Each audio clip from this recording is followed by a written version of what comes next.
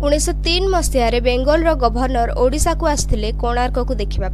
कोणार्क मंदिर को एक्सप्लोर करुवा समय से मंदिर गर्भगृह किसी एमिति देखा पाइले जहाँपर कि से मंदिर भितर बाली पुरैबार आदेश दबा बाध्य। आज हजार हजार वर्ष पर भी से मंदिर एमती ही बंद होगी अच्छी। एबे प्रश्न यहाँ उठुची कि जड़े बाहर लोक आसिकी आम ओडिशार मंदिर गर्भगृह को बंद करिबार आदेश दौची। या पछरे कौन रहस्य रही।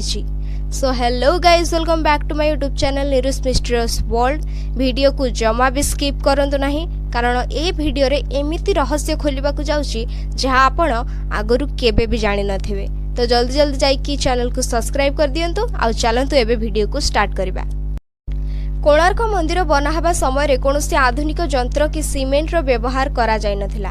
ताहले 1200 बढ़ी एते बड़ मंदिर को केमिति ठिया कले? ए प्रश्नटा आपनक मनरे भी आसीथबो।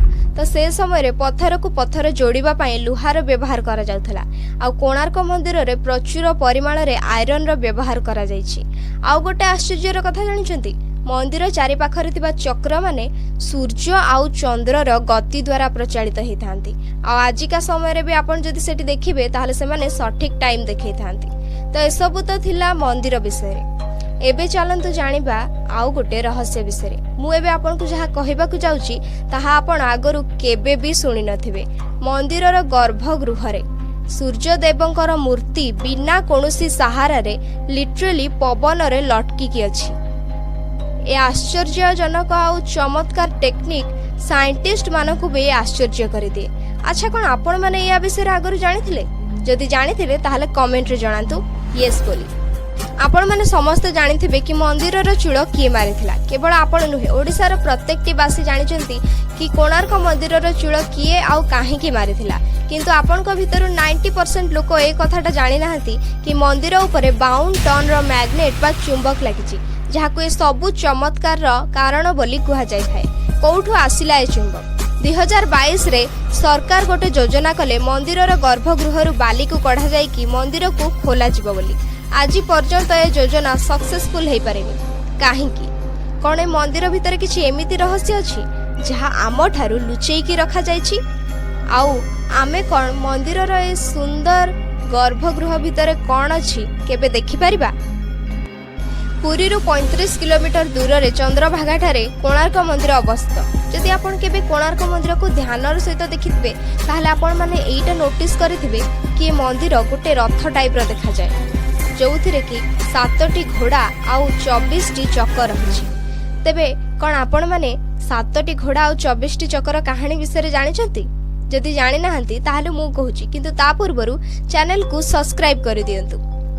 24टी चक्र गोटे दिनर 24 घंटा को दर्शाई थाए। आ प्रत्येक चक्रे 8टी स्पोक अछि जहा 8टी प्रहर को दर्शाई थाए। सेमती 7टी घोड़ा। एबे चलंतु जानिबा से घोड़ा मानक विषय। तो 7टी घोड़ा रथटी को टाणीबा काम करिथांती, किंतु पुराण अनुसार कहा जाय थाए कि 7टी घोड़ा होचंती गोटे सप्ताहर 7 दिनर प्रतीक। आ एमाने सफलता, प्रगति आउ ताकतर प्रतीक बोली कहा जाय थाए। आपण मानक भितर 90% लोक एटा भाबुथिबे कि कोणार्क मंदिर लांगुला नरसिंह देवंक द्वारा बना हेतिला, किंतु एबे मु आपण को जो कहानी कहिबा को जाउछि ता सुनिले आपण आश्चर्य हिजबे। सेथि पय हमकु जिबाको पड़िबो द्वापर युग को, जो समय रे श्री कृष्ण द्वारिका रे रहुतिले। ताकर पुओ थिला सांब। सांब निजर सुंदरता पय पूरा द्वारिका रे प्रसिद्ध थिला। से निज सुंदरता पय एते अहंकार करुथिला कि से निजठु कम सुंदर लोक मानकु नीचा देखेबा स्टार्ट कर देथिला। अहंकार रे सांब पूरा बुड़ी जाइथिला। ए सबु देखिकी नारद मुनि थरे सांब पाखकु गले आ ताकु कहिले कि सांब, तमे तो एते सुंदर, किंतु ए सबु सुंदरतार लाभ कोन जदि ए सबु को तमे गोपी मानकु न देखैबो? नारद मुनि सांब को उस्केई की चली गले, किंतु सांब निजर अहंकार रे एते बुड़ी जाइथिला कि से मर्यादा को भी भूली गला आउ गोपी मानक सहित स्नान करने लगिला। ए खबरटा जेतेबेले श्रीकृष्ण पाखक पहुंचला सेतेबेले श्रीकृष्ण खूब जोरे रागी जाइथिले। एभली गोटे पाप आउ अधर्म काम पई से सांब को अभिशाप देले कि तार शरीर कुष्ठ रोग रे आक्रांत होइजिवो। ए अभिशाप भी तुरंत फळीगला आउ सांबर देह पूरा कुष्ठ रोग रे आक्रांत होई सारिथिला। ए सबु देखि कि सांब एबे पश्चाताप करि पारुथिला कि से केते बड़ भूल करिछि। साम निजर भूल बुझीपारी सूर्यदेवों पाखरे तपस्या करने को लगिला निज रोगर निराकरण पाई।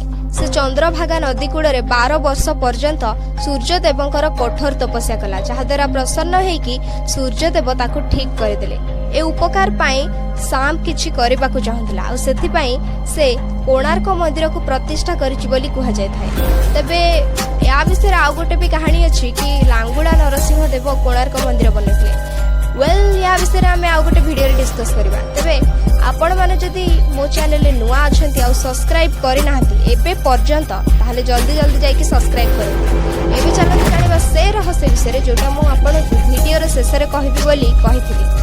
तो वीडियो स्टार्टिंग में मुझे कही कि मंदिर चूल में 52 टन गोटे मैग्नेट बा चुंबक रखा आउ मंदिर रे पत्थर को पत्थर जोड़ापी लुहार व्यवहार किंतु कहीं एते आयरन को व्यवहार करागला पुणी मंदिर चूल उपर 52 टन गोटे चुंबक को भी रखाला। या पछरे कारण तो या पछरे कारण है चुंबक आउ लुहा दी जन जाक आकर्षित होगी मंदिर टी स्टेबल रखा कारण मंदिर टी चंद्र भागा उपर बना होता आ पानी द्वारा ए मंदिर किसी क्षति न हो से एमिति टेक्निक व्यवहार करा जायतिला। आउ हाँ एइथिपाई ही गर्भगृह रे थिबा सूर्यदेवंकर मूर्ति भी पवन रे लटकिछि भले आमको देखा जाय थाए।